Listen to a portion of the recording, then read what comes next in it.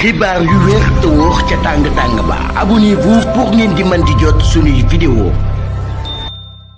dal leen ak jàmm seen bi di Buzz 221 ci biir parti bii di APR daal dinay am akub jàppante bu daal di jaar ci diggante Abdou Mbow di akub personnalité politique bu kenn dootu présenté ci réew mi di Sénégal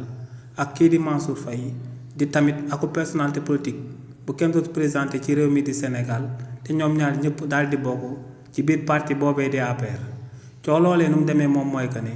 kii di Mansour Faye ginnaaw ba mu daan animé benn conférence jëmale ko seen secrétariat exécutif mu daal di nekk ca Louga kookee dafa xamaloon waa APR que ne kii di président Macky Sall di ancien président de la République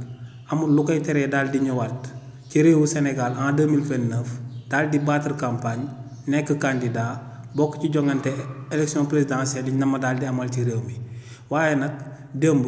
kii di Abdoul Mbow moom yëkkati na yeneen kàddu yi nga xam ne daal dinay waroog lool kàddu yi nga xam ne moom la kii di Mansour Faye daal di yëkkati ndax kii di Abdoul Mbow ne kenn warta nelaw ba yeewu rek toog fu la neex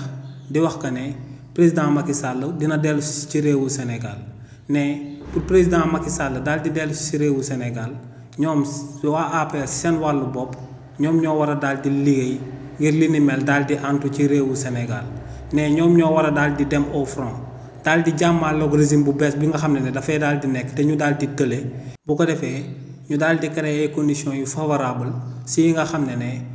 kii di Macky Sall di ancien président de la République mun na faa daal di jaaree daal di dellusiwaat ci réewu Sénégal ne lu leer ba am moom mooy que ne président Macky Sall moom ba mu daan nekk ci réewu Sénégal dafa xeex daal di occuper poste yu am importance yépp xeex ba daal di nekk président de la République daal di fi am ñaari mandat nee nag bu leen président Macky Sall gën a daal di gore ñoom itamit nañ daal di xeexal kookee di président Macky Sall ba président Macky Sall am ay conditions yu favorable si yi nga xam ne war naa mën a daal di sabab mu dellusiwaat ci réewu Sénégal waaye nag ne benn leader warta jékki-jékki rek nalaw ba yeewu daal di wax que ne président Macky Sall day dellusiwaat ci réewu Sénégal ci élection yi nga xam ne moom lañ fi nama daal di amal en 2029. xibaar yu wér te wóor ca tàng ba abonnez-vous pour ngeen di mën di jot suñuy vidéo.